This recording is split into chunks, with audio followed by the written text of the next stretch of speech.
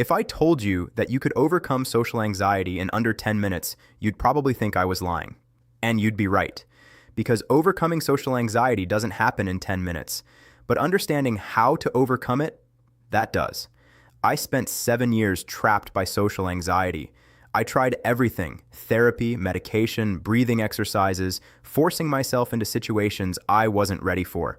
Some of it helped, most of it didn't, until I figured out the one framework that actually works. And in the next 8 minutes, I'm going to share that framework with you. Not theory, not generic advice. The exact process I used to go from someone who couldn't walk into a grocery store to someone who can finally live without constant fear. Let's get into it. Here's the thing about social anxiety that nobody tells you. It's not actually about other people. I know that sounds wrong. It's called social anxiety, right? But think about it. When you're panicking before a social event, when your heart is racing, your palms are sweating, when you're rehearsing conversations in your head for the 5th time, you're alone. The anxiety isn't happening in the social situation. It's happening in anticipation of it.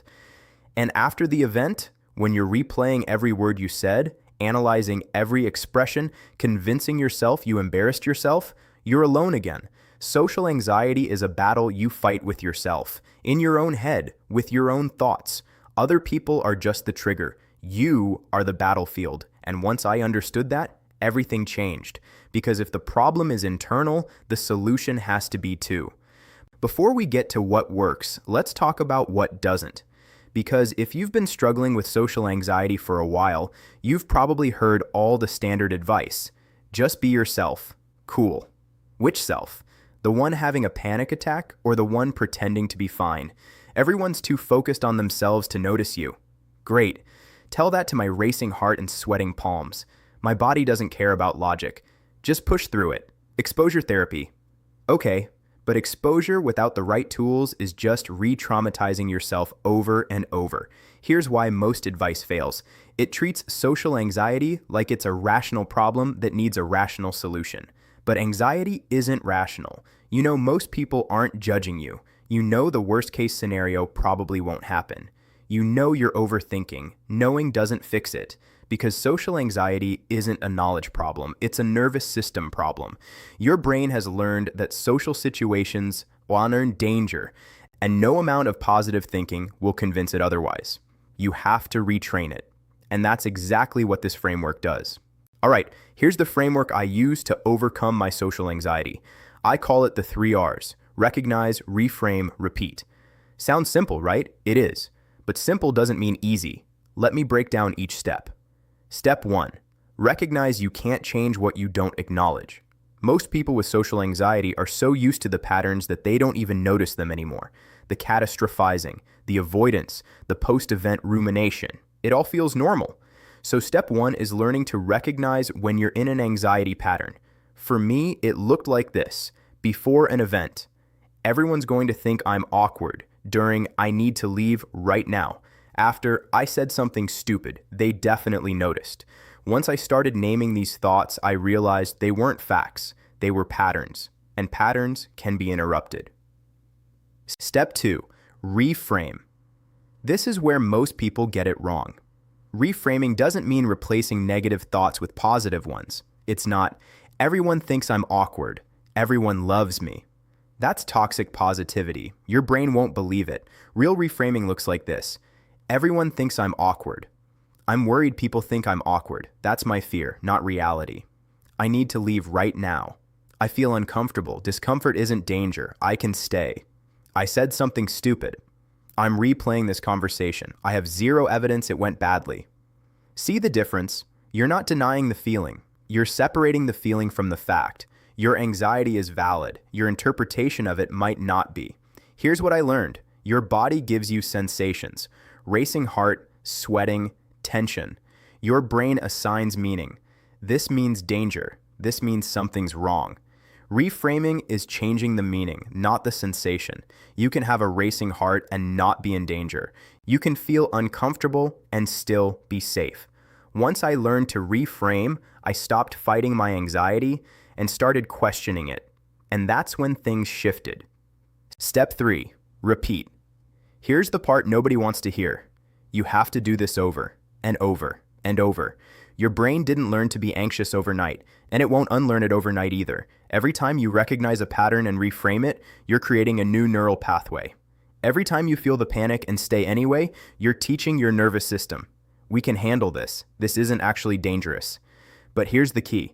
You can't just think your way through this. You have to do it. That's where exposure comes in, but the right kind of exposure, not throwing yourself into overwhelming situations and hoping for the best. Strategic, gradual exposure. Start with something that's a 3 out of 10 on the anxiety scale, not a 10. For me, that looked like, Tassi, week 1, going to the grocery store for 10 minutes during off-peak hours. Week 2, making eye contact with the cashier. Week 3, asking where something is in the store. Week 4, going during busier times. Small steps, repeated consistently. Each time I practiced recognizing my thoughts, reframing them, and staying just long enough to prove to my brain, see, nothing bad happened. And slowly, so slowly I almost didn't notice, it got easier. The grocery store stopped feeling like a battlefield, then coffee shops, then social gatherings. The anxiety didn't disappear, but it stopped controlling me. That's the goal, by the way, not to eliminate anxiety, but to build a life where anxiety doesn't make your decisions for you. Look, I know this framework sounds simple, and maybe you're thinking, that's it? Recognize, reframe, repeat? I've heard this before. But here's the thing. I didn't just research this, I lived it. 7 years ago, I couldn't leave my house without a panic attack. I lost friendships. I turned down opportunities. I built my entire life around avoiding discomfort. And then one day, I realized my anxiety wasn't protecting me. It was robbing me. So I started testing everything. Therapy techniques, neuroscience research, trial and error. And I documented it all. Every breakthrough, every setback, every tool that worked, and every one that didn't. Because I didn't just want to overcome my own anxiety. I wanted to create a roadmap for anyone else stuck in the same place I was. That's why I wrote this book. Hold up book or show on screen. The Anxiety Exit, a personal guide to reclaiming your life from social fear. This isn't a clinical textbook. It's not generic self-help fluff. It's the guide I wish someone had given me when I was at my lowest.